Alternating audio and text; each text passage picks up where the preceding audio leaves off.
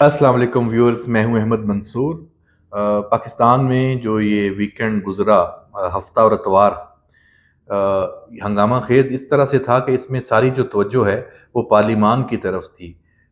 छुट्टी का ये दिन था लेकिन पार्लियामेंट गर्म थी और इसमें हुकूमत, अपोजिशन और तमाम जो सियासी जमातें हैं, एक सियासी गहमा गहमी रही है और ये अभी भी चल रही है जब हम ये रिकॉर्डिंग कर रहे हैं।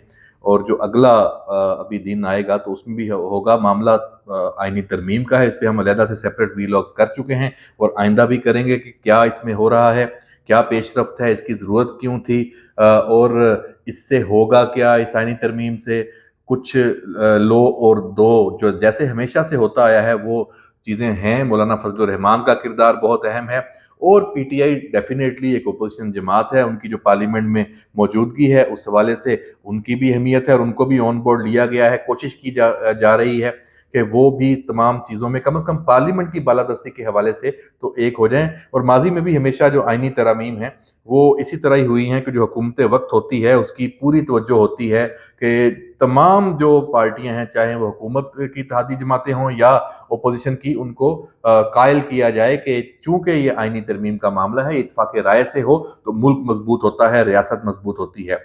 बहरहाल ये एक चैप्टर है। एक अहम इशू इससे हट के सामने आया है, तो उस पे भी बात करना बड़ा मैं समझता हूँ अहम है। तो अभी जो आज का ये वीलॉग है, मैं बुनियादी तौर पे सारा जो फोकस है उसी पे कर रहा हूँ। ये मामला जुड़ा हुआ है कश्मीर से और भारत से। भारत का जो कश्मीर में इस वक्त काम चल रहा है, उसका जो कंट्रोल है और उसके जो मुस्तकबिल के मंसूबे हैं, उस हवाले से जो इंडियन आर्मी है, उसको कश्मीर में इस वक्त नई जो चैलेंजेस हैं नए तरह के, और तारीख में शायद ऐसे चैलेंजेस पहले नहीं आए। वैसे तो जो कश्मीर की तहरीक आज़ादी है वो जितना पाकिस्तान की उम्र है उससे ज़्यादा ही है। उसी वक्त से ये शुरू है कि एक ऐसा कब्ज़ा जिसको फिर अक़वाम मुत्तहिदा में ये मामला उस वक्त से चला गया था जब पाकिस्तान और इंडिया का वजूद हुआ था ब्रिटिश इंडिया से। और फिर जंगें भी हुई हैं इसमें पाकिस्तान और इंडिया की। अभी मुख्तलिफ मराहल में ये तहरीक कभी थोड़ी स्लो हुई, कभी ज़्यादा हुई, कभी उसमें जान आई। आज का जो नौजवान है कश्मीरी, और वहाँ जो अस्करियत पसंदी है वो जिस तरीके से आई है, और ये मैं नहीं कह रहा, ये पाकिस्तान की तरफ से ये चीज़ नहीं है, पाकिस्तान के किसी अदारे की तरफ से नहीं है। ये एक फैक्ट है जिस रिपोर्ट की मैं अभी बात करने लगा हूँ, जो वहाँ पे एक्चुअल सूरत हाल है, वो बड़ी एक काबिल गौर है कि यहाँ इस नहज पे क्यों आया है इंडिया। इंडिया को कश्मीर में जो चैलेंज आज दरपेश है वो उसकी अपनी गलतियों की वजह से है, और जो उसकी एक लंबी तारीख है। हम माजी की जो तहरीक है उसके फेजेस हैं उसकी बात नहीं करते, इस रिपोर्ट की बात करते हैं। ये बरतानवी अखबार है द गार्जियन, उसकी ये रिपोर्ट है। उसमें एलिस पेटरसन है, उसने एक तज्जिया लिखा है, आर्टिकल लिखा है, और उसमें बहुत अर्क रेजी के साथ जो वाकयात हैं उनको आपस में जोड़ा है और बताया है कि वहाँ एक्चुअल सूरत हाल क्या है। जो इसको हाई टेक और स्ट्रेटेजिक एक मूव का नाम दिया गया है जो अस्करियत पसंद हैं कश्मीरी उनकी। और उन्होंने जो हैरान किया है इंडियन अफवाज को, वहाँ पे इंतखाबात हैं उससे पहले ये हमले जो शुरू हुए हैं, उनकी जो नई लहर है, ये बहुत ज़्यादा इस पे देखा जा रहा है कि ऐसा क्यों है, इसके महरक़ात क्या हैं। और अब इसके बाद जो इंडियन हुकूमत है और जो इंडियन आर्मी है, उसको अब इसका क्या सामना करना पड़ सकता है आने वाले वक्त में। जो गार्डियन में लिखा गया है कि जो हुर्रियत पसंद हैं, अस्करियत पसंद हैं, उन्होंने भारतीय फौजियों को नाको चने चबवा दिए हैं। पहले से कहीं ज़्यादा एक तो पुरज़म है, उनका मोराल बड़ा अप है, और जो उनके मुकाबले में जो इंडियन सिक्योरिटी फोर्सेस हैं उनका मोराल बहुत डाउन हुआ है। क्योंकि एक तो बहुत लंबा अरसा हो चुका है, कोई उसका नतीजा नहीं निकल रहा। सिर्फ ये है कि आपने अपना गासबाना कब्जा है वो जमाए रखना है, और वहाँ के जो अवाम है उनके दिल आप नहीं जीत रहे, क्योंकि आप जबर से तो हुकूमत नहीं कर सकते। تو اس جبر اور اس ظلم کا جو الٹیمیٹ جو اثر ہے کہ جو غالب قوت ہوتی ہے، جو غاصب قوت ہوتی ہے وہ کمزور ہوتی ہے. تو یہی صورتحال اس وقت جو انڈین آرمی ہے، اس کے جو سیکورٹی فورسز ہیں، ان کے جو اہلکار ہیں ان کی بھی ہے. اس کی بہت ساری ماضی میں بھی رپورٹس آتی رہی ہیں کہ کس طرح خودکشیاں بڑھ رہی ہیں اور باقی معاملات بھی ہیں. تو چڑچڑا پن ہے، اپنے افسروں کی بات نہیں ماننا، بھگوڑے ہو جانا، چھٹی پہ چلے جانا، یہ ساری چیزیں، پوسٹنگ جب آ جاتی ہے تو اس کو ریزسٹ کرنا، بہت کچھ اس میں پہلے سے ہوتا آیا ہے. دوسرا جو ابھی کشمیر میں جو انڈیا کا جہاں پہ غلبہ ہے، وہاں جو جدید ترین ہتھیاروں کا استعمال شروع ہوا ہے. ایک تو یہ، اور دوسرا ہائی ٹیک ہے، ٹیکنالوجی کا استعمال ہے، ڈرونز کا بھی استعمال وہاں پہ کیا جا رہا ہے. اور جو گوریلا جنگی حکمت عملی ہے اس نے بھی حیران کیا ہے. جو تمام جو اس پہ نظر رکھنے والے ہیں، انڈیا کے صورتحال پہ، کشمیر پہ، پاکستان پہ، یا اس طرح کی جہاں بھی جد و جہد چل رہی ہے اس کے اوپر جو بھی جو نظر رکھتے ہیں، جو قوتیں، عناصر، محققین، وہ حیران ہیں کہ یہ کیا ہے. اپنے اہداف کو یہ نشانہ بناتے ہیں. اس کے بعد پھر جو ناہموار پہاڑی علاقے ہیں وہاں پہ وہ روپوش ہو جاتے ہیں.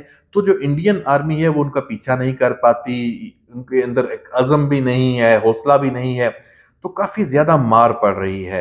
اور ایک تو تربیت کا جو معیار ہے وہ بھی بہت بہتر ہوا ہے. جو یہ عسکریت پسند ہیں کشمیری، جنگی ساز و سامان کی ترسیل بھی وادی کے اندر بہت تیز ہوئی ہے، یہ بھی رپورٹ. اچھا، یہ برطانوی اخبار پوری ایک جو آرٹیکل ہے جن کا میں نے پہلے ذکر کیا، انہوں نے اس میں جو حوالے دیے ہیں ان کو آپ جھٹلا نہیں سکتے.